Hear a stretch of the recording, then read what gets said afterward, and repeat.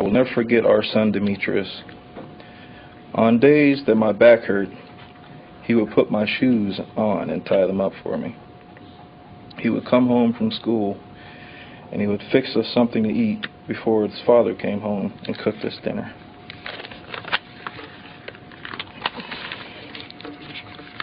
He was always there for me, and I for him. I will miss Demetrius, and I have enough memories to last me a lifetime. That child stole my baby's life, and he should never be able to do this to anyone ever again. Thank you. You're really lucky there's so many police in this room right now. You can smile all you want. My family will move on, not you. You have ruined your life, not to mention Adam's. He even gave you a ride. Nick even gave you a ride from school. He was thinking about inviting you back to that table because he felt sorry for you. I feel sorry for you. Things I was looking forward to, I will never get to see. My baby brother graduate high school, go to college, graduate college, get married, have children. I will never be an aunt, and my children will never know their uncle. I could go on and on about how many things the shooter has taken away from us, but the most important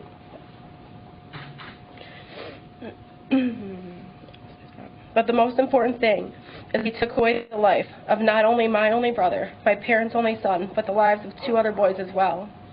He took the lives of 3 young men who were doing what they were supposed to do, go to school. After today, I refuse to give him even a second of my thoughts. He is repulsive. We don't speak his name, and we never will. He will be forgotten as he rots in prison. And I will be glad knowing his existence every day, every minute, every breath is controlled by rules, and that he is away from society, locked up in a cage like the animal he is. That was supposed to be closure for the victims' families. The Chardon High School shooter T.J. Lane made it far less than that by wearing a shirt scrawled with the word killer. Then, when asked to give a statement, Lane threw up his middle finger and cursed the families. Lane was given 3 life sentences with no parole. News Channel 5's Paul Kiska was at the courthouse and joins us now live. Paul, a very emotional day, not only for the victims' families, but also for Lane's family. His sister apologized for her brother's actions. And Leon, T.J. Lane's sister said the actions of T.J. Lane, what he did on the day of the shooting spree and what he did in the courtroom today, is not the person she grew up with. T.J. Lane made a vulgar gesture and comment to the victims' families in court, all while wearing a T-shirt with the word killer on it. Lane smiled, smirked, and squirmed in his seat as Judge David Fury gave him 3 life sentences without parole. Lane smirked again when Judge Fury said Lane was not provoked. First, the defendant's conduct was without any provocation. After court, prosecutors finally hinted at a potential motive. We have a theory on the motive.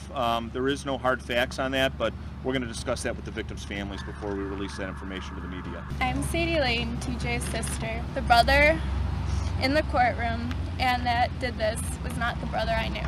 I was not only a victim that day, but I also lost my brother. But I want to offer my deepest sympathy to all the victims' families and anyone involved. T.J. Lane's sister was in the cafeteria during the shooting spree. She read a statement after court. I heard the gunshots and screams, ran for my life, ducked under tables, hid in the teacher's lounge, not knowing who the shooter was. Sitting in that room in shock, as we all comforted one another, I heard a police officer outside of the window say that they suspected T.J. Lane. When those words hit me, I shook and cried and denied that all this could be true. It may be hard for some to understand, but I love my brother and hope that wherever the sentencing and life takes him in the future, that he can touch others' lives in a positive way from a point of view that only he can give. But he will never get out of prison. T.J. Lane plans to appeal and ask for a court-appointed attorney for that process. Live in Chardon tonight, Paul Kiska, News Channel 5. Again, just let me ask you, how shocked were you when you saw T-shirt today? I think everyone in that courtroom was shocked today. Yeah, that was something that that was not expected, and something that I hope no one ever has to experience again. What were your thoughts? I mean, how appalled were you, I guess? When you Well, I understand there was a lot going on in the courtroom. You know, TJ was sitting to my left, the family, the victims were to the right, prosecutors across the table, the media behind them with all the cameras, and then also the judge. Of course, most importantly, we have to address the issues of fact and law in the case. So there was a lot going on. It was, very draining, as all court hearings are. But this was especially emotional, and certainly with the families in there and being addressed the way they were, it was something that was very unusual. Has this ever happened before in your history as an attorney? Any client acting like this in court? Well, I've stood in a lot of emotional courts, but these specific acts and turning to the families of the deceased like that with a message similar to that, I've not seen that before. With the shirt, was it ever cross your mind? Tell him, cover it up, take it off, put on a different shirt. Well, sure. I mean, the second everyone in the courtroom saw it, I mean, that was the first thought that we all had. But as the judge said, TJ had his right to speak, and TJ spoke, and it's what he chose to say. And if people could have changed it, they certainly would have. There was some talk that the judge may not have seen it, the shirt. Do you think that's the case, that he didn't see it from where you were sitting? Yeah, in dealing with Judge Fury over the past year, I thought he was a great judge through this case. I thought he was very professional. If he's saying that he didn't see it, I take him at his word. I have no reason to question that. And I later learned that some of the families in the back were unable to exactly read it. So that based, and also based upon what the court said, at the end, that they did not recognize the shirt when the prosecutor gave a statement, I certainly accept Judge Fury at his word. Can you give us an insight of what, if you had any conversation with TJ afterwards, or did they just take him right away? Sure, the sheriff's office hailed him away right away, so no one was able to have any discussions with him thereafter. Okay. And where did they take him? Where is he now? So I would expect that he went back to the Geauga Safety Center. He'll be there until he's transferred to the Lorraine Correctional Institute. Okay. The prosecutor hinted today that there might be a motive in the case. We haven't heard one at all. It's the first we've heard of this. Are you aware of any motive? All that I can do is obviously I have to respect the attorney-client privilege. And so what I can discuss is what was presented in the courtroom. And unfortunately, there was no motive discussed, and people are going to have to sadly accept that. Because obviously there's no remorse in TJ today. Over the course since you've been his client, he's been your client, has he ever shown any remorse at all? And again, that's something that I can't get into.